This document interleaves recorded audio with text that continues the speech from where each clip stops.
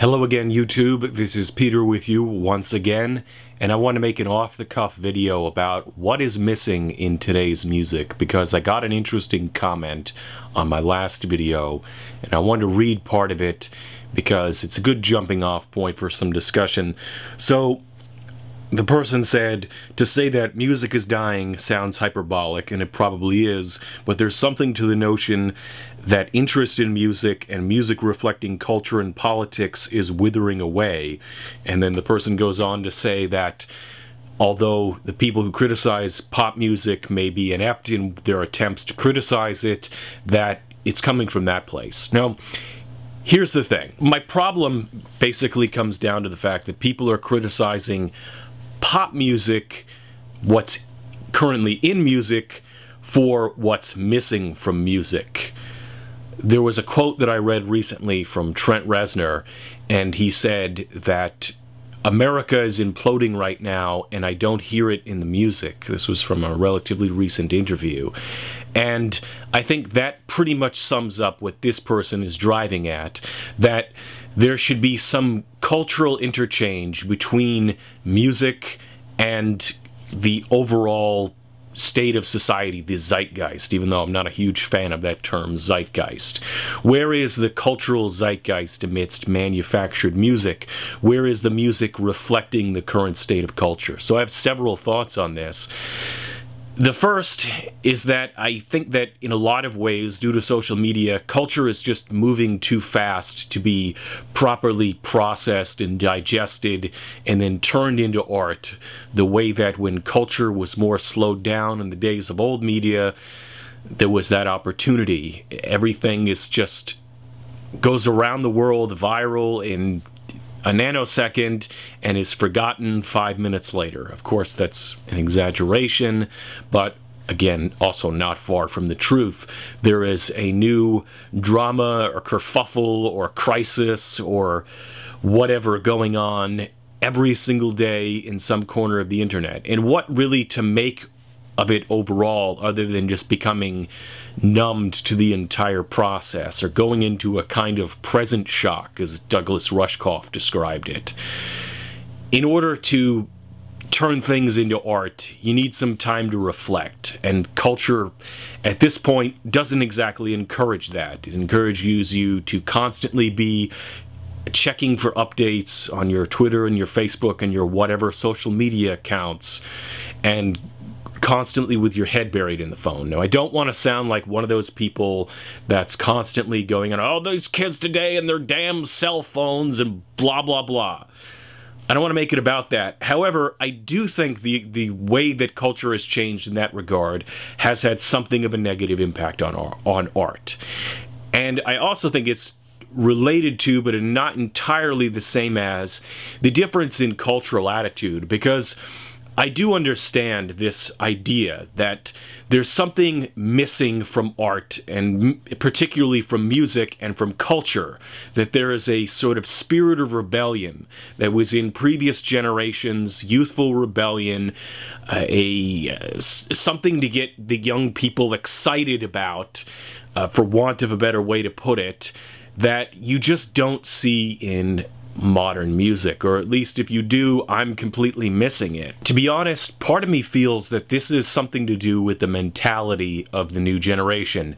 Again, it seems like you can't talk about what's the problem with music today without sounding like some curmudgeoning old person that's like, get off my lawn! But there does seem to be a difference in mentality between millennials and Generation Z, or whatever the hell they're called, on one hand, and say Generation X, or the baby boomers, on the other hand, when it comes to things like youthful rebellion. For example, where are the equivalents of the punks or the goths or the grunge movement? Yes, I know that there are people that dress up goth or whatever. That's a good example. I know I'm going on tangents here. I told you this was going to be an off-the-cuff video. Goth used to be something of a, a renegade countercultural thing. Now it's become a kind of tame cultural institution. So even though there are goths today, it doesn't really have the same cultural impact as it did 20 or 30 years ago. It's, yeah, the mall goths of today, it's just not the same thing, culturally speaking. Again, same with punk.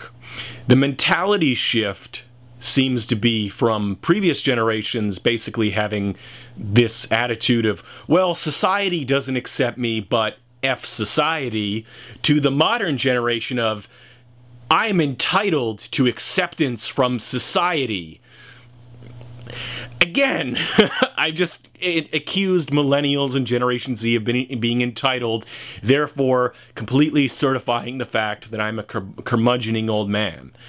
And truthfully, I'm somewhat ambivalent on the issue, because there's certain things I think should be accepted by society. You know, LGBTQAI, I don't even know what the acronym is anymore, once more proving that I'm an old man. You know, those sorts of things, I think, should be accepted by society, and people should just get over their bigotry already. But I also understand that curmudgeoning old people don't change their opinions very quickly or easily. But other facets of sort of, I don't know how to put it, the sort of countercultural elements, rather than just being, this is who I am, and if you don't like it, to hell with you, everyone has to be accepted for everything now. That's the new mentality. And because of that shift, you don't get the same kind of confrontational, you don't get the same attitude as a result reflected in music. You don't have the punk attitude or the grunge attitude or whatever sort of attitude goth people have, right? There's a different stance towards the wider society from people who would otherwise be counterculture. And because there's this entitlement towards acceptance, there's not the same rebelliousness, confrontational stance, and that sort of thing seen in culture. You know, to be honest, I think it's partly because the happy people are winning. You know who I'm talking about, right? The people who have this relentless belief in the power of positive thought, and they're afraid of confrontation. I know in my own anecdotal experience, I get this sense that a lot of people of my generation are basically afraid of genuine confrontation. People talk nowadays about everyone being in their own internet bubble, but that internet bubble, in terms of reality, seems to extend to people tending to shut down. People, I'm talking about my own experience here, so it's difficult to really get into all the details of it without making this video unnecessarily long, but I've been in situations where I've been, you know, just on the verge of engaging somebody, one of my peers and otherwise friends, in some sort of spirited debate, and they just get this like look of disgust, like, how dare you commit this social faux pas of trying to confront somebody in an argument, to disagree with their worldview. Like, don't you understand that everyone's worldview is equal, and you have your beliefs and I have my beliefs, and there's no such thing as reality? And I know it's easy to beat up on the right and Trump supporters because it's given what they're willing to believe, they're just, you know, given the gap between reality and what many on the right believe and what the right-wing media and the president says and reality, given those sorts of gaps, it'd be easy to beat up on the right for this sort of thing. But the people I have in mind in terms of my own experience are pretty much all left-wing, liberal-type people. And it seems to be a kind of generational thing. Most of the people I'm thinking of, these experiences that I had, were a few years younger than me, still millennials, but not exactly my age, right? That there's this complete shying away from having their worldview confronted, or of just any sort of confrontation of ideas. And again, there's this kind of look of disgust comes over their face as they shut down any potential of debate. Like you just don't argue with people. It's just not socially acceptable to do. What's wrong with you? So when it comes to what's missing from music today, a generation that isn't willing to be confrontational isn't likely to produce the sort of artists who are going to be the ones transgressing social boundaries. And they're not going to rally behind those sorts of artists even if they do emerge. I'm a fan of Marilyn Manson. I know that may sound lame or whatever to some of you out there. If you're not old enough to really have been there, it's difficult to describe the sort of impact that Marilyn Manson had 20 years ago when Antichrist Superstar came out. Because that was a confrontational album. A lot of people simply dismiss it as, oh, he's a shock rocker or whatever. But the reaction was real. Somewhat predictable, but also real.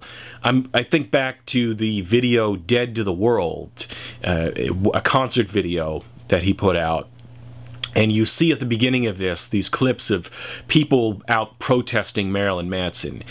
Marilyn Manson was able to, get American society in an uproar. And if you weren't there, or unless you go back and you see video footage and articles about it, it's difficult to recapture a sense of that. And society was a lot different 20 years ago. A lot fewer, there was still a sense of repression in society when grunge came about and when Marilyn Manson came about. But now, as the baby boomers have gotten older and they were the first to unleash the spirit of rock and roll rebellion onto society, and Gen X, and now the millennials, and they were raised by baby boomers, a lot of that repression and conformity and conservativeness, cultural conservativeness that was the norm in society is no longer the norm. So in the past, it was the conservative bounds that people were crossing.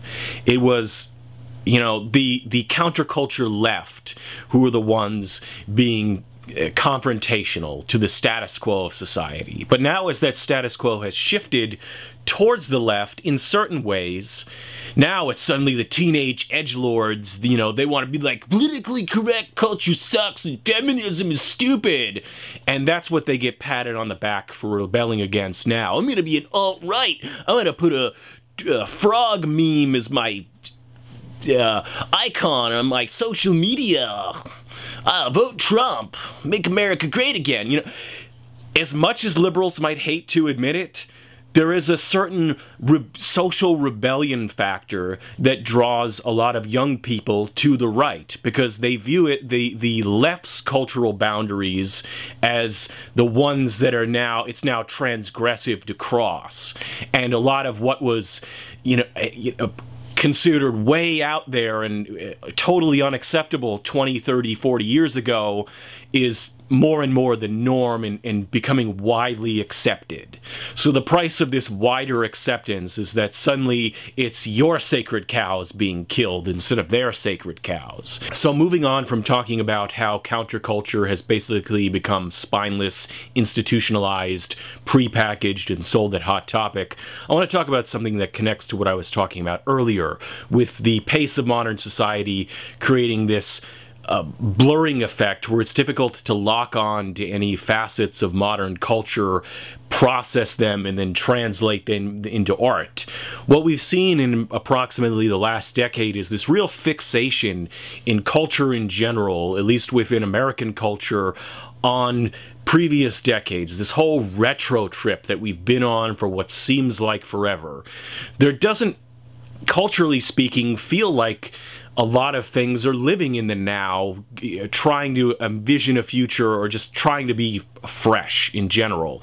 Now again, when people talk about remakes and reboots and turning your favorite childhood cartoon show into a movie, those have been discussed to death. And I think I even remember talking about in a video a while ago, you know, the fact that you have one of the biggest albums the last, you know, a couple years ago was Daft Punk, which is basically bringing back disco. You know, the thing that everyone was glad to see dead is suddenly resurrected.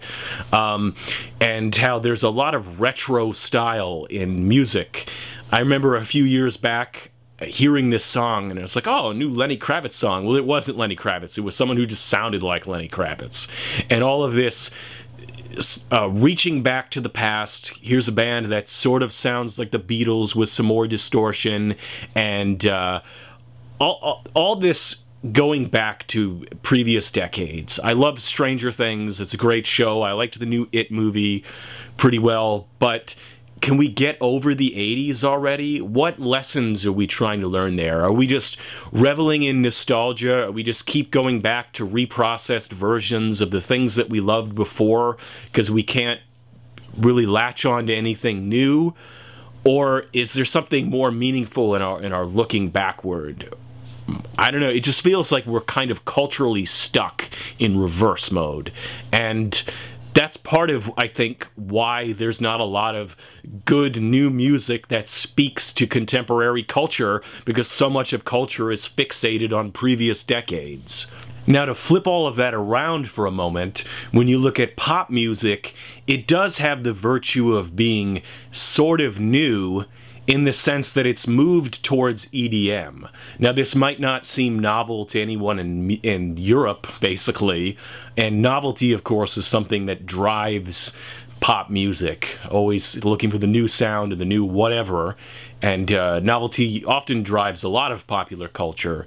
But if you look back even to the age of, say, the boy bands, you listen to the accompanying music, it was a pop style of rock, basically. You probably had some synthesizers and drum machines and studio musicians, but it had, instrumentationally, arrangement-wise, something relatively similar to what you would get in, you know, rock music. And of course, there's different genres, but now a lot of pop music has moved towards EDM. And I remember as like a teenager, my best friend's dad, one time he told me when I was, I don't know, 16 or something like that, he's like, he grew up in England, on an Air Force base in England, and he said, you know, he also had family in Ireland and would travel to England and Ireland, right? And he told me once that in England, they're really big into dance music, and it's the way he put it is like, it's like disco never died over there. And I was kind of like, what? Of course, I grew up in, you know, upstate New York, and my exposure to like electronic music was basically the soundtrack to Mortal Kombat, right? Which actually has some cool songs on there by Juno Reactor and Orbital, which incidentally are two of my favorite electronic bands, although by and large they're not really EDM. Okay, complete tangent, right? Getting back on track. So one day I'm on a hike. The only extracurricular activity I was involved in high school was the hiking club, which of course they had to call the Adventurers Club because teachers have to make everything lame, right? And one of the science teachers who ran the club had gone over to England to teach for like a year or half a year or something like that, and he came back and there were some English students that came with him, and so we hike up this mountain, and this British kid listening to his headphones, and so I asked him, what are you listening to? And he's like, techno. I'm like, oh man, my friend's dad was exactly right, because techno just wasn't a thing in a lot of places in America. It's something that hadn't really reached middle America at that time in the late 90s, right? So again, for Europeans, this dance music thing is not exactly something new. For Americans, for middle America, you know, EDM is like a revelation. It's brand new. It's novel. And it's taken over a lot of pop music, maybe the majority of pop music. And of course that relates to the backlash that I was talking about in my previous video, where people are like, yeah, it's those damn synthesizers and drum machines and samplers and blah, auto-tune, oh my. It's not really that, it's a shift in style and a shift in production technique, and it's something that the average American probably isn't used to, but it's not the reason pop music sucks, okay? And so you have this, what is a relative novelty, and at least in terms of the landscape of American popular music, EDM entering in through popular music. And whereas, let's say, rock music, metal, and whatever else is going on in rock music, right? It's still kind of doing the same thing it was 20 years ago. It's sort of hard to expand on that when you're absolutely dead set against trying anything different beyond the formula of, guitar, drums, bass, maybe a synthesizer if you're one of those bands, right? And a vocalist. So they have this limited musical palette that's has been rehashed for decades now, and it's not really any wonder that it started to stagnate. You had Kurt Cobain basically talking about this over 20 years ago when he was still alive. He said, I can't remember, I can only paraphrase, but he basically said, there's only so many notes on the guitar, you can only do so much. All of that being said, I do think there was something that I didn't go into all that much detail about in the previous video that is worth mentioning in this context. And that is the fact that the music industry and the movie industry as well has gone through changes in the last 30 years, such as consolidation and refinement of how they select which music they're going to promote and distribute and that sort of thing, which has made it more difficult for things outside of the box, so to speak, to become popular, to be promoted by, say, a major record label or a movie that isn't a already established IP to be bought by a movie studio and turned into like a blockbuster movie. The avenues for things that are outside the norm have become much narrower as the entertainment industry has refined its methods in selecting what it's going to promote and put its money behind. And what it puts its money behind does have a lot to do with what's popular, at least in the sense of being in front of the most eyeballs or being heard by the most ears. So someone like Miley Cyrus, no matter what you might think of her talent, if there's more money backing her than, say, somebody like, I don't know, whatever the modern equivalent of Rage Against the Machine, that's all confrontational and rebellious and political and culturally relevant, even though Rage Against the Machine kind of sounds dated nowadays. Like that's the sort of modern equivalent of that is less likely to be pushed by a record label than Miley Cyrus, and it's not going to be heard or seen by as many people because there's a bigger machine pushing Miley Cyrus and other pop stars than there are any alternative to that, because they increasingly want safe bets and they're increasingly cynically calculated in how they decide what's going to make them money and what's worth investing their time and resources in. So I don't think it's all just because kids today don't know how to give the middle finger to the man or whatever. I'm not entirely a curmudgeon. I do realize that the machine has refined itself to a point where it's more difficult than it was before. Or maybe it shouldn't be, though. Again, there's increasing ability to distribute music like never before, but it would still seem that having money behind you still matters. It's called an advertising budget. So I've ranted enough for this video, and I really do want people's comments on this video, because when I was thinking about making it, I thought, I don't know if I have all the answers, but I'd really love to hear other people's thoughts on this matter. So comments down below, and have a good whatever time it is.